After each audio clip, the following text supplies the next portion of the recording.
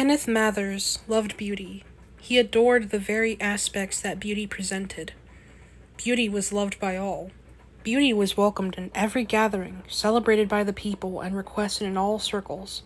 Beauty was perfection, something that Kenneth valued and swore to protect with his life. Beauty was Kenneth's duty, a duty that he intended to carry out. However, the Beast had other ideas. The Beast had been stalking Beauty for years, right out in plain sight. Kenneth had tried to tell others about it, had tried to point out the Beast. We're getting ahead of ourselves, though, aren't we? Kenneth was in his mid-30s these days, and had been aware of the Beast and his evil, wicked attacks on Beauty since a young age. Perhaps it first showed itself to Kenneth when he was in the 2nd or 3rd grade. Oddly enough, Beauty had entered his life around the same time as the Beast. Both were very close acquaintances. It was Kenneth's classmates that first made him aware of the Beast, for they saw him too. They pointed him out to Kenneth one day, explaining in small detail what the Beast looked like, and what his impact on his victims' lives caused. They whispered about the Beast around Kenneth from time to time. It was an ugly fiend, to be sure, something to avoid. That same year, Kenneth became aware of Beauty, and was quickly made aware that Beauty would always be hunted and terrorized by the Beast. As years went by, Kenneth was forced to stand witness as the Beast continued his attacks. Sometimes they were just minor, just some annoyance or another intended to detract away from Beauty's ability to live and be happy. Other times, the Beast's attacks were direct and vicious, causing weeks of damage. Kenneth watched, day after day, week after week, year after year, as the Beast continued to rampage and wreak havoc on Beauty. Kenneth had tried many times to point out the Beast. He had tried to tell his mother about it, to express the sheer terror that the Beast imposed on Beauty. His mother would reply the same each time, that Kenneth was imagining all of these things, and there was no Beast. Kenneth had photographs of it, though, plenty of them. The Beast was pale. It had crooked teeth and matted hair. It looked so weak, so pitiful, yet it could cause nothing but pain and torture to poor Beauty. Kenneth truly hated that damned evil bastard, yet despite his best efforts, he could not defeat him. He tried to show his photos to others, but they pretended as though they could not see the Beast. They would chuckle and tell Kenneth that he was being ridiculous. Life continued, and Kenneth's hatred of the Beast evolved into something deeper and darker with each passing year. Beauty was becoming weaker, more distressed, begging Kenneth for help, yet no one seemed to come. Kenneth married the love of his life, hoping that she could dispel the influence of the Beast. For a while, that worked well. The Beast and his constant harassment of Beauty slowed for a time. However, one day, as Kenneth was driving to work, he looked into his rearview mirror and caught sight of the Beast.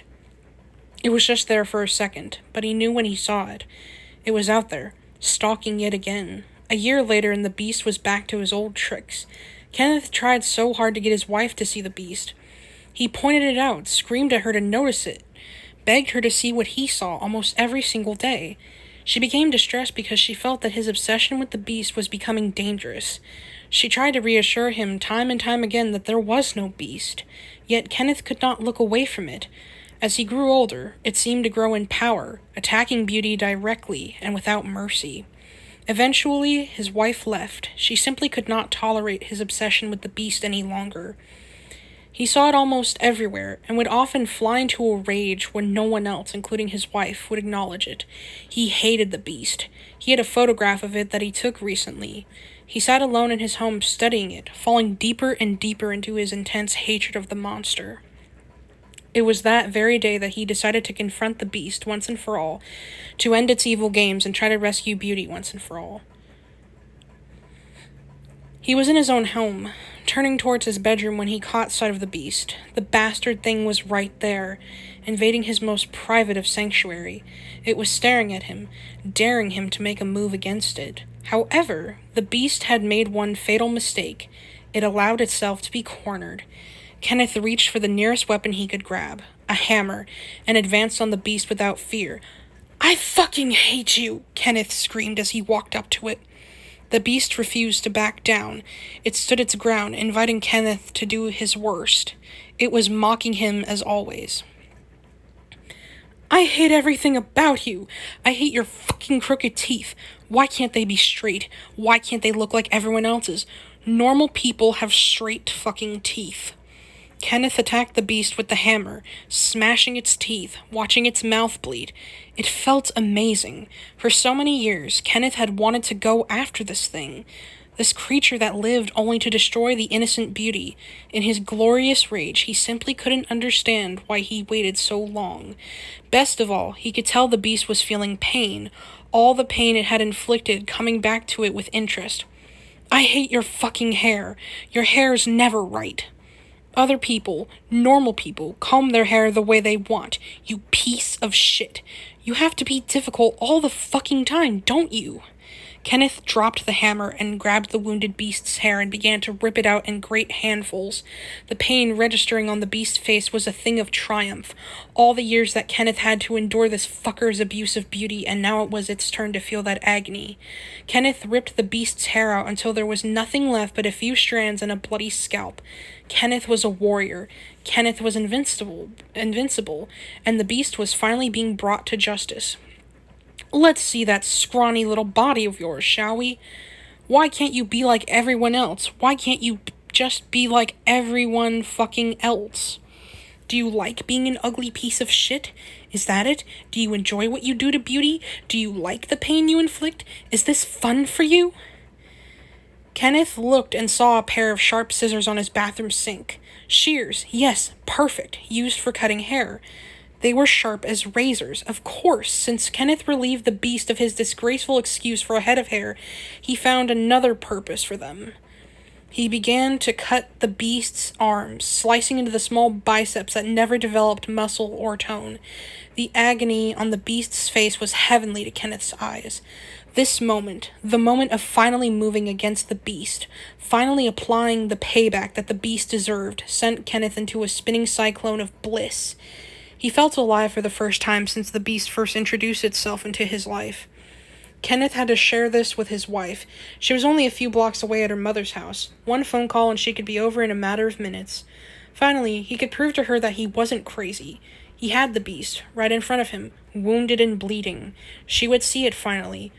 She would take him back, and Beauty, his sworn charge, would finally be safe. Hello, his wife answered.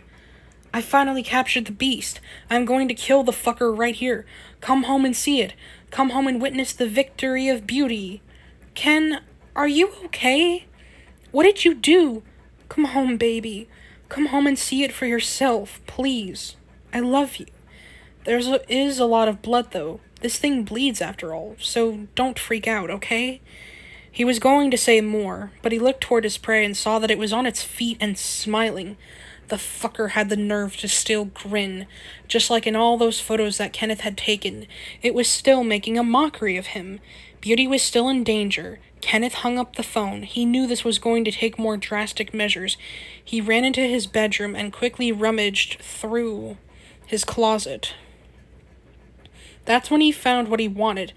His Colt Python revolver, fully loaded with beast-slaying glory. Hey, fucker, still smiling? Kenneth screamed as he turned around.